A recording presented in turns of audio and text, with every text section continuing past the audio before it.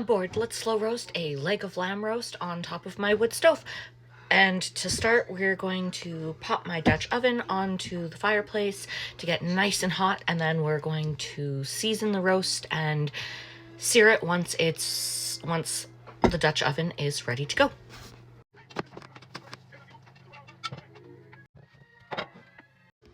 Don't forget to wash your meat.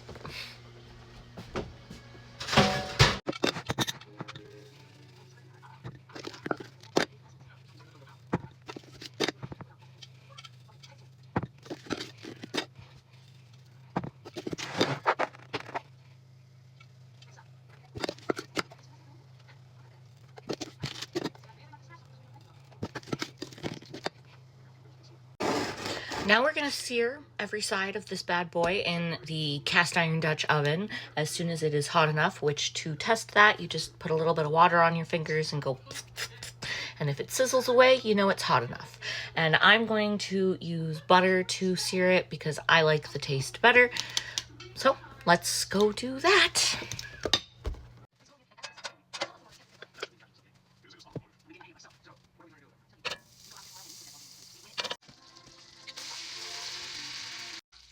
While that's searing on top of that, which already sounds and smells amazing, I am going to go quickly chop up just a few carrots. Doesn't need to be peeled or anything. It's just to go around the bottom of the pan once that's seared, and we add some water to add some flavor. Just like you would in the bottom of a slow cooker. Or even your roasting pan for that matter.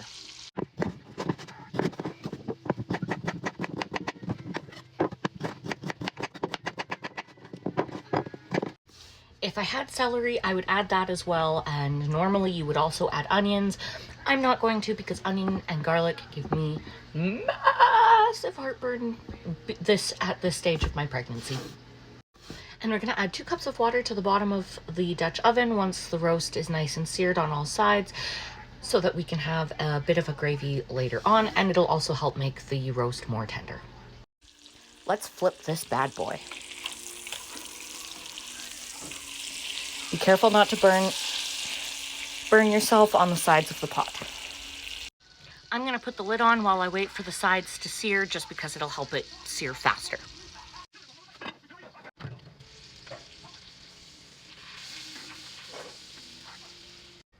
Okay, so first of all, I have to say all I've done is sear this bad boy, and it smells so freaking good, and all I have on it is salt and pepper. But anyways, I also wanted to add that I'm going to be adding a couple of bay leaves and some rosemary. I wish I had some fresh stuff so that I could put it in there instead, but I don't, so I'm using whole rosemary seeds, and I'm just going to crush them up in my hand before I add them in.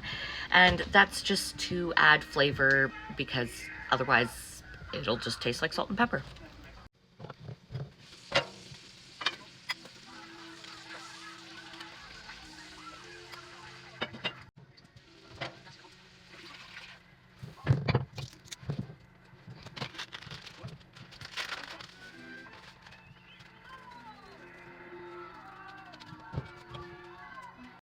Okay, now we're going to let that sit. Every once in a while, I'll check on the fire, make sure the fire is still good and going, because we need it really nice and hot.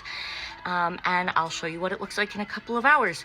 This is probably going to be an all-day roast, which is exactly what I want, and it should just come and pull apart once it's all done. This is after 1 hour of being on top.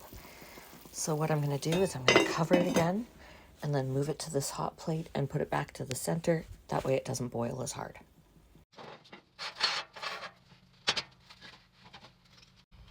I'm also going to add a couple more cups of water to the Dutch oven. That's so that the lamb doesn't dry out, because then it gets tough and stringy and gross, and you don't want that. This is what it looks like after being on top of here for about 3 hours. I wish I could properly describe to you guys how amazing this is smelling inside the house. It's actually so hot in here from having the fire having to be like that the entire time to get it to cook properly. I had to open my sliding door. This is all a good sign. I can't wait to eat this later.